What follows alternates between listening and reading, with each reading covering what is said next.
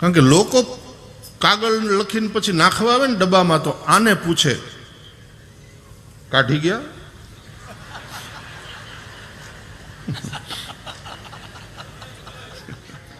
પણ નહીં તો આપણે ગુજરાતી ભાષા તે આગવી અર્થ છાયાઓ એની હોય છે. ફોન આવે ને ઘણાના તો હલો જય શ્રી કૃષ્ણ, જય શ્રી કૃષ્ણ, શું કરો? તો કાંઈ નહીં, આડો પડ્યો છું. એટલે ખબર પડે ઘણાને આડા પડવાની હોબી હોય. આડા પડે, આડા આવે, ક્યાંક કોકનું સારું થતું હોય ત્યાં આડા આવે.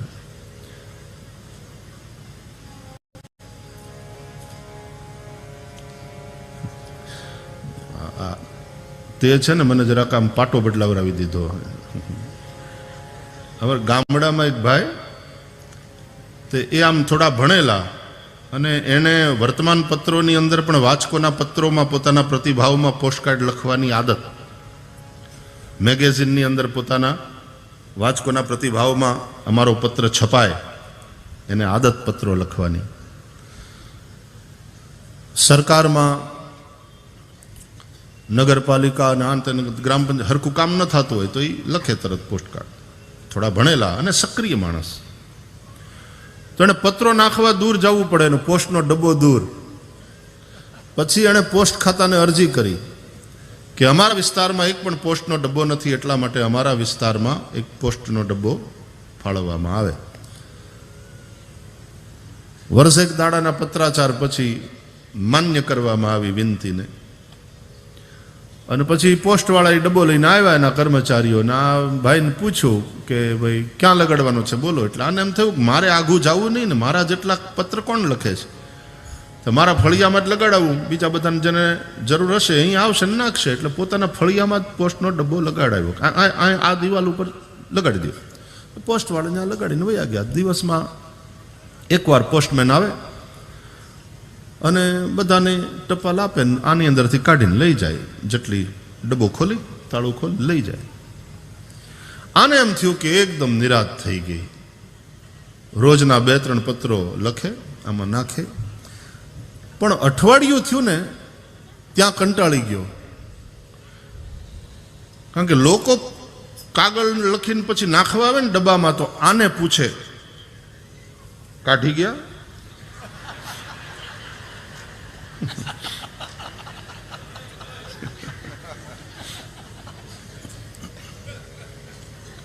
આપણી ગુજરાતી ભાષા.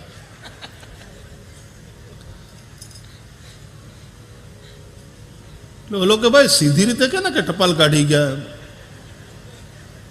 હવે કાઢી ગયા કઈ રોજ કઈ મરણ થાય છે અહીંયા.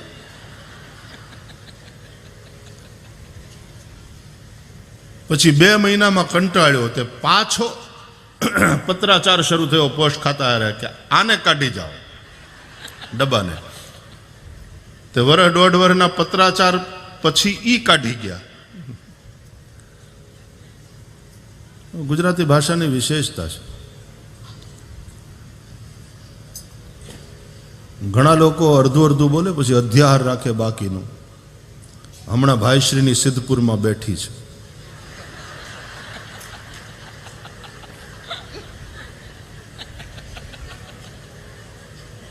ભાઈ તમે પૂરું કરો, કથા બેઠી છે એમ કે. એના પછી મુંબઈમાં બેહવાની છે.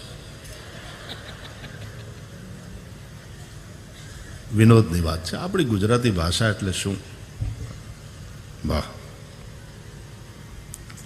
ગુજરાતી ભાષાનું ગૌરવ, ગુજરાતી હોવાનું ગૌરવ.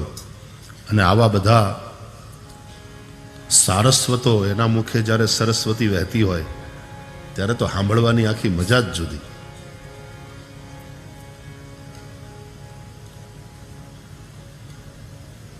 ભાષાનો મહિમા છે. બસ હવે તું ગોઠવાઈ ગયો ને.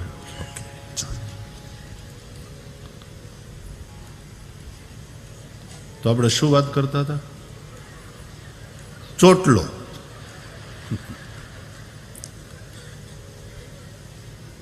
એમાં છે 3 વેણી.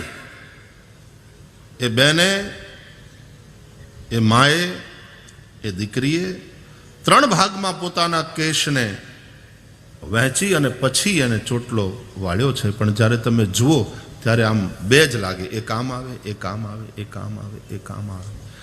એમ પ્રયાગમાં ભલે બે જ દેખાય કે આમથી યમુના આવે છે ને આમથી ગંગા આવે, હકીકતમાં 3 વેણી છે, ત્રિવેણી છે. સરસ્વતી ગુપ્ત છે,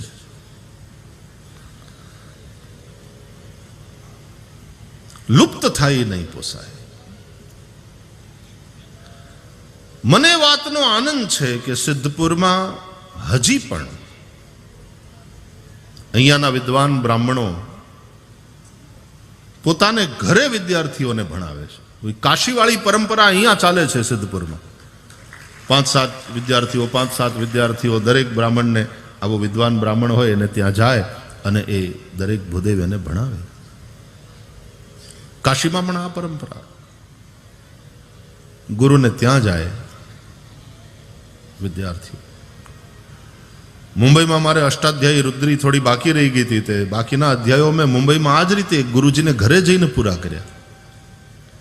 મહારાષ્ટ્રીયન બ્રાહ્મણનું ઘર, અને ત્યાં અમે જતા, ગુરુજીને પગે લાગીને બેસી. અને એને તો શું આપી શકે ગરીબ બ્રાહ્મણના છોકરાઓ, પણ એ ગુરુજીના પત્ની પાછા કંઈ ને કંઈ ખવડાવીને મોકલે. આ સંસ્કૃતિ, આ ગુરુ શિષ્ય પરંપરા. ગઈકાલે આ ધરતીના એક ઋષિ, પરમ તપસ્વી પૂજ્ય દેવશંકર બાપાની તપસ્થલીના દર્શન કરવા જવાનું થયું.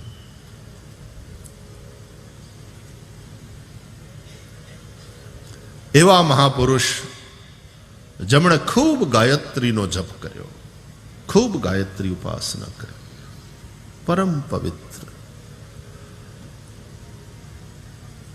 રોજ સપ્તશતીનો પાઠ, રોજ ગાયત્રીની 50 માળા જપવાની, 5000 જપ કરવાના જ. અને કૌપીનધારી બ્રાહ્મણ, બ્રહ્મર્ષિ, સરસ્વતીના કિનારે જઈને પોતાનું તર્પણ ઇત્યાદિ કાર્ય કરનારા.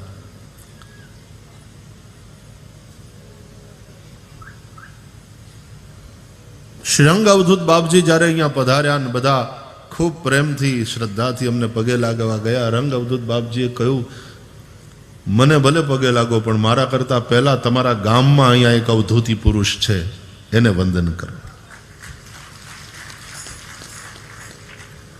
અને દેવશંકર બાપાની પાસે રંગ અવધૂત બાપજી પણ લોકોને ત્યાં કહેતા, ત્યાં પ્રણામ કરો. પૂજ્ય ડોંગરે બાપજી જેવા બ્રહ્મર્ષિ એ ત્યાં જઈને પૂજ્ય દેવશંકર બાપાને પ્રણામ કરે.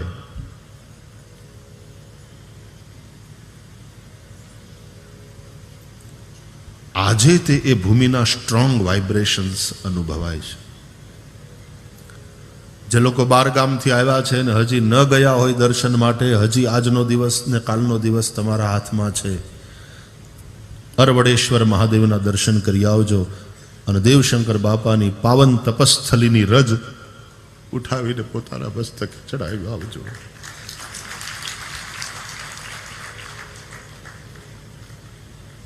પવિત્ર થશો.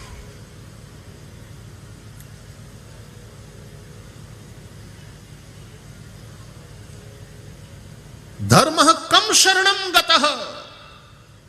કૃષ્ણ સ્વધામ ગયા પછી ધર્મ કોના શરણે ગયો? આ પ્રશ્નનો જવાબ વારંવાર ગુંજે છે મનમાં. ભાગવતના મુખ્ય 6 પ્રશ્નમાંનો એક આ પ્રશ્ન છે, છઠ્ઠો અને અંતિમ, કે કૃષ્ણ સ્વધામ ગયા પછી ધર્મ કોને શરણે ગયો? મતલબ ભગવાન જ્યારે પાછા અંતર્ધ્યાન થઈ જાય પોતાનું અવતાર કાર્ય પૂરું કરીને, પછી ધર્મના દર્શન ક્યાં થાય? અવતારી જ્યારે ન હોય, કોઈ અવતાર ન હોય, ત્યારે એવી અનવતાર દશામાં ધર્મના દર્શન ક્યાં થાય?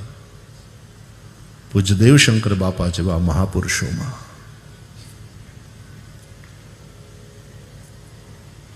હજી હમણાંની જ વાત, કંઈ ઝાઝો સમય નથી થયો. અને એ પરંપરામાં હજી પણ બ્રાહ્મણો એ જ રીતે અબોટિયું પહેરી અને વેદની ઉપાસના કરતા, ગાયત્રીની ઉપાસના કરતા, ભગવાન મહાદેવની આરાધના કરતા હજી પણ એ સાત્વિકતાથી જીવે છે. કાલે મને બહુ પ્રસન્ન થયું. મને ઘણા વખતથી, આમ તો હું અહીંયા આવ્યો ત્યારથી પૂજ્ય દેવશંકર બાપાની ભૂમિના દર્શને જવાની ઈચ્છા હતી, પણ પછી બધા ભાઈઓની સાથે ચર્ચામાં એવું આવ્યું કે સોમવાર છે તો સોમવારે જ આ બધા મહાદેવના દર્શને આપણે જઈએ. 5 બહુ મહાદેવના પ્રાચીન સ્થાન અહીંયા સિદ્ધપુર, અને આ તો પૌરાણિક ભૂમિ, આ તો ખૂબ પ્રાચીન ઐતિહાસિક રુદ્રમહાલયને એ તો પ્રસિદ્ધ છે, એટલે ત્યાં તો પ્રવાસીઓ આવે. પણ આવા પ્રાચીન જે મંદિરો છે, અહીંયાની જે એ પ્રાચીન પરંપરાઓ છે,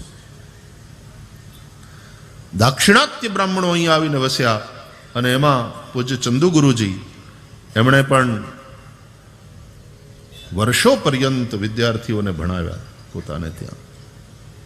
સિદ્ધેશ્વર મહાદેવનું સરસ્વતીના તટ ઉપર મંદિર, અને એની સામે બરાબર સરસ્વતી માતાનું એટલું દિવ્ય સ્વરૂપ મંદિરમાં છે. ન ગયા હોય દર્શને તો જઈ આવજો, હજી 2 દિવસ છે તમારા હાથમાં. મેં સરસ્વતીનું આવું દિવ્ય સ્વરૂપ બહુ ઓછી જગ્યાએ, એક તો ઓછા મંદિરો અને એમાં આવું પ્રાચીન સુંદર સ્વરૂપ સરસ્વતીનું.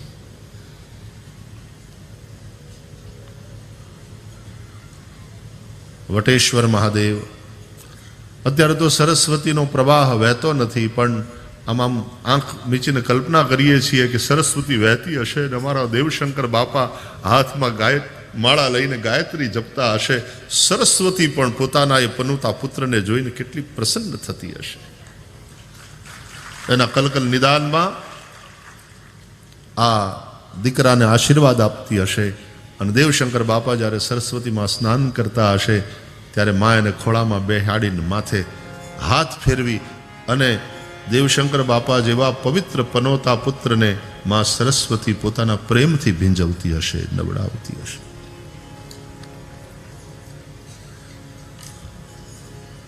ધન્ય છે ભારત ભૂમિ. આવા બ્રહ્મર્ષિઓ થકી અમુક જગ્યાએ હું જાઉં છું ને તો એમ લાગે છે કે બ્રહ્મત્વ ખૂબ પ્રગાઢ રીતે હજી અહીંયા સુરક્ષિત છે. આપણે વાદની વાત નથી કરવી, પણ આપણે ત્વની વાત કરવી છે.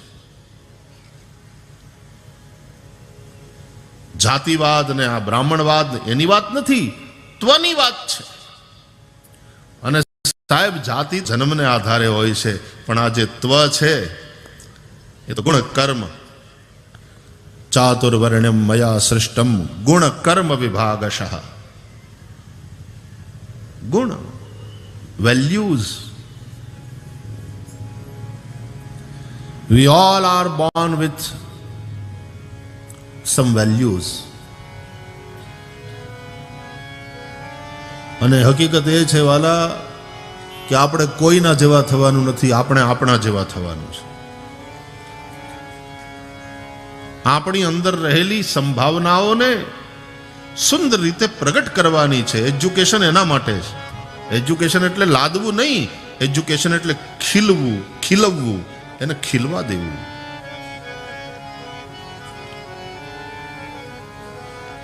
ભણતર એટલે ગોખણપટ્ટી નહીં. એટલા માટે પછી શાળાઓના વિદ્યાર્થીઓને શાળાનો છેલ્લો બેલ ગમે છે, પહેલો બેલ નહીં. જે દિવસે શાળાનો પહેલો બેલ ગમતો થશે ને છોકરાઓને, તે દી આપણે સાચી દિશામાં છીએ એજ્યુકેશનની બાબતમાં, એમ માનજો.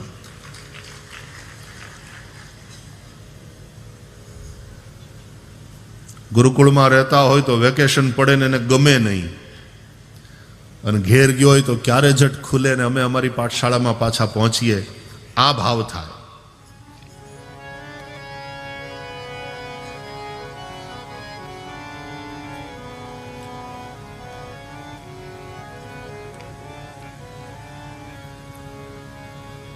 ખૂબ ખૂબ આમ પ્રસન્નતાથી ભરાયેલો છું એ દિવ્ય ભૂમિના દર્શન કરીને.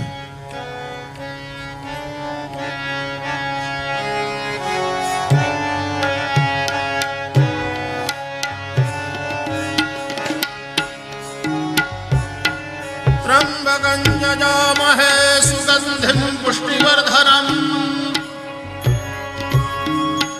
ઉર્વારુકમિવ બંધનાન મૃત્યોર્મુક્ષીયમામૃતાत्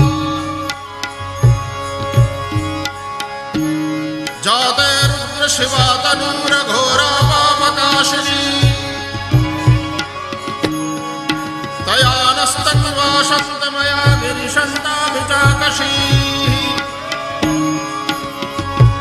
વંદે દેવમાવતં સુરગુરું વંદે જગત્કારણં વંદે પન્નગભૂષણં વંદે પશૂનાં પતિં વંદે સૂર્યશશાંકવહનિનયનં વંદે મુકુન્દપ્રિયં વંદે ભક્તજનાશ્રયં ચ વરદં વંદે શિવં શંકરં.